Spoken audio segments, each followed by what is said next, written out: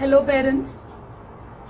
So, parents, yes, is very powerful. We all know this, and this really helps the children, being positive and having in them the good feeling and the acceptance with their parents. But what I'm going to speak now is something more powerful and something just the opposite that parents know is very powerful. And we as parents, we succumb to the child's demands and expectations and we can't say no. While the emotional aspect is that the core story lies in the unconscious. So it's just like drilling down, like as if you go to a dentist and the dentist makes you numb before doing the procedure. Here I want you to get the pain and to feel it so that we get to the source. And here I also talk about terminal niceness syndrome, wherein we are with the child, on a yes mode and being always, yes and positive, trying to be nice. And we will see why we are doing this and what's the reason behind it. But one thing what I want to tell you is anything negative can be diffused by discovering ourselves as parents, by knowing yourself. It is just like archaeology of mind. So be with your children and be with them. And even if you are not permissive, we can just, when we are not permissive, we can have them accept us. So what do you think that we as parents have such hard time saying no to our children in today's time? Parents are busier than before, so we feel more guilty that we are not giving that quality time to our children. And whenever we are with the children, we want them to be very happy and we want things to be very positive and around them. And we would like to do things as they like, and we are so reluctant to say no. And also, if you will observe the culture, media, advertising, all this combined, the four, they tell us to do things faster with more fun. And see, this is also affecting, many things. As you will see, as parents, we get very anxious when our kids are unhappy or they are disappointed.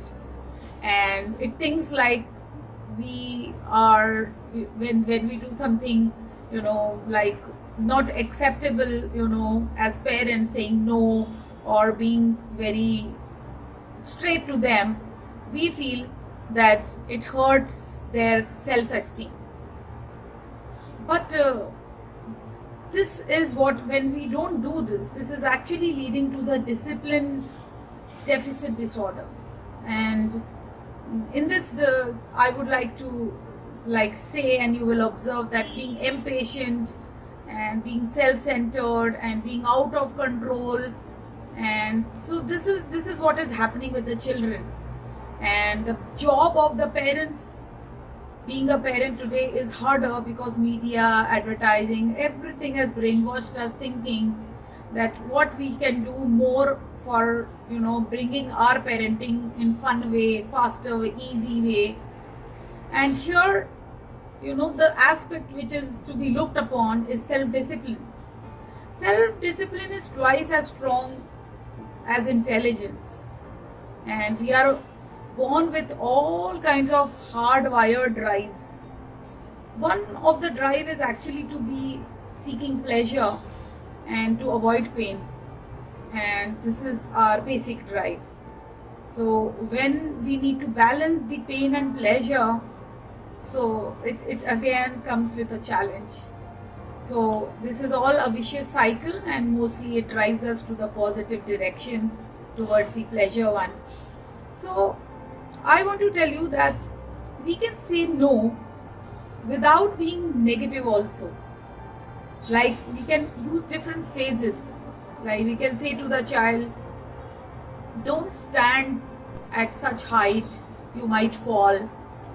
Or keep your foot at the floor. This is again, in a way, telling the child to be careful.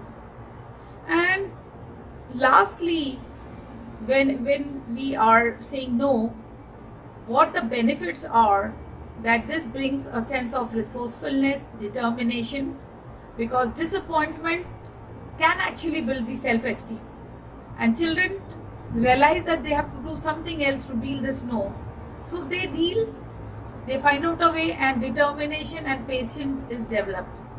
And most of the parents who all the time protect the child, and they are taking care of each and every single point, so you will see that jumping in and all the time rescuing the kids is actually eating away the child's self-esteem. I hope you agree with this viewpoint. And there is a course, Parenting Right, wherein it's all modules, these 8 modules talk about the parents giving away the righteousness, and once the righteousness is not there, something new is possible. And one of the biggest possibility is to see the child's point of view, and to understand the child better, and listen to the child better, and have new actions, creative actions. So do join me